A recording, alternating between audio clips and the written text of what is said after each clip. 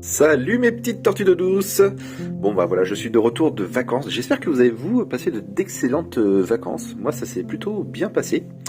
Aujourd'hui je vais vous montrer une petite astuce pour faire des étiquettes pour vos petits semis à partir d'un pot de yaourt, comme ça.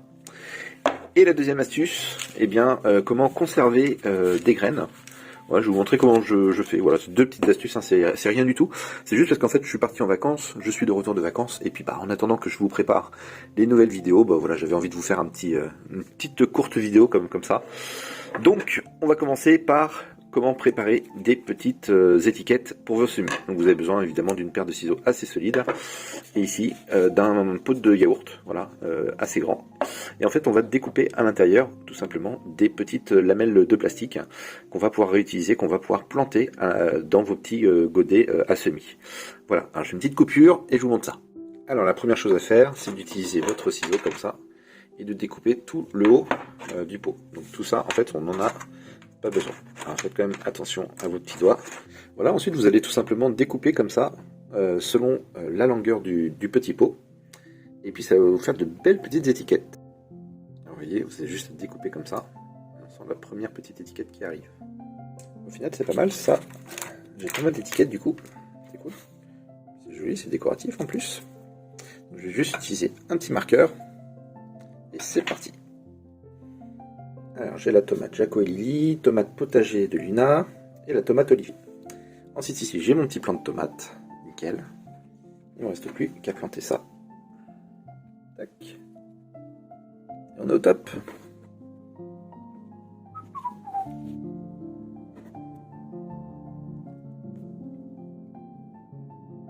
Et voilà les amis. Pour effacer, on a juste à utiliser un petit chiffon avec un peu d'alcool. Et on frotte. Et c'est réutilisable. Sur ma chaîne, il y aura plein d'autres astuces. Alors si tu veux pas les manquer, je t'invite à t'abonner.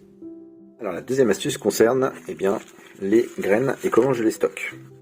Et ben, je vais vous montrer ça tout de suite. Alors moi j'utilise des passoires comme ça.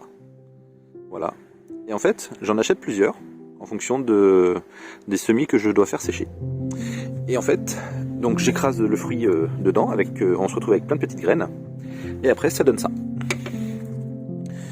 Voilà. Et ça, je le pose sur de la cendre. Voilà. Et comme ça, il y a le soleil qui vient taper là-dessus. Et puis la cendre qui est juste en dessous, ça permet d'éviter un peu l'humidité. Donc là, on voit déjà que ça commence à sécher pas mal. Là, on a déjà une belle graine potiron. Nickel. Bon, les ongles sales, hein, vous connaissez au jardin. Voilà, donc pas mal de petites graines de tomates. Et donc ça, c'est déjà bientôt sec. Hein. Donc ensuite, je vais vous montrer la deuxième partie.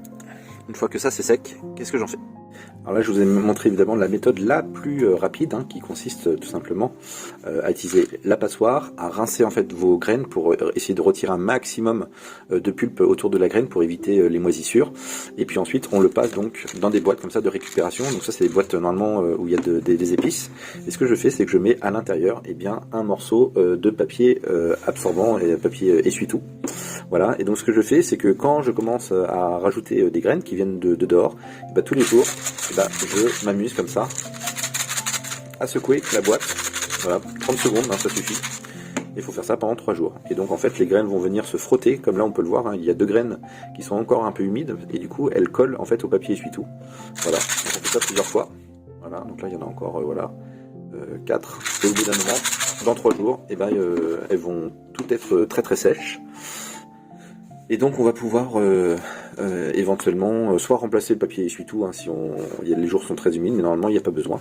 Et puis on peut ouvrir un petit peu aussi pendant 3 jours, voilà, pour aérer un petit peu. Voilà. Sinon, si vous voulez conserver encore plus longtemps vos graines, et notamment je pense aux graines de tomates, très important, vous pouvez en effet faire tremper vos tomates dans l'eau de manière à ce qu'il y ait de la moisissure pendant 2-3 jours, et à partir de là, ça retire un maximum de pulpe, et puis on fait un petit peu la même opération. Voilà. Là, je vous ai montré vraiment la méthode la plus pratique, la plus rapide. Mais c'est vrai que si vous voulez encore une meilleure conservation, notamment des graines de tomates, je vous invite d'abord à faire en sorte de pratiquer cette petite mise en eau avec où on laisse reposer jusqu'à ce qu'il y ait de la moisissure pour vraiment que la pulpe en fait se retire autour de la graine.